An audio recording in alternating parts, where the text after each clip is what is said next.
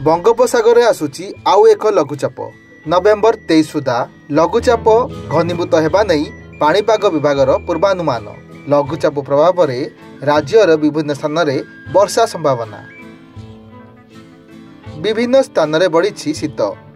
आसंता 21 तारिख जाए झारसुगुड़ा, सुंदरगढ़, संबलपुर, बरगढ़, कंधमाल समेत कलाहांडीर केतक स्थान में घन कुहुड़ीर आस्तरण देखादेवा नहीं पाणीपाग विभागर पूर्वानुमान।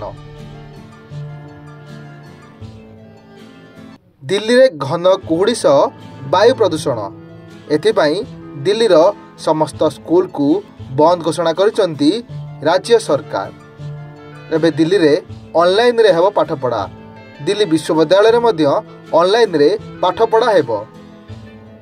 ब्राजिल रे G20 शिखर सम्मेलन आयोजित। अमेरिका राष्ट्रपति, सिंगापुर प्रधानमंत्री, इटाली प्रधानमंत्री एवं फ्रांस राष्ट्रपति सह प्रधानमंत्री मोदी आलोचना।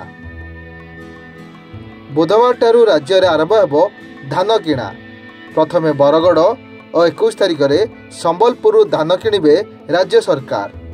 दुई जिलार मंडी रे स्वतंत्र प्रस्तुति। पूरा प्रक्रिया उपरे नजर रखिबे जणे अधिकृत सरकारी अधिकारी। दलाल को उपरे नजर रखिबा पुलिस।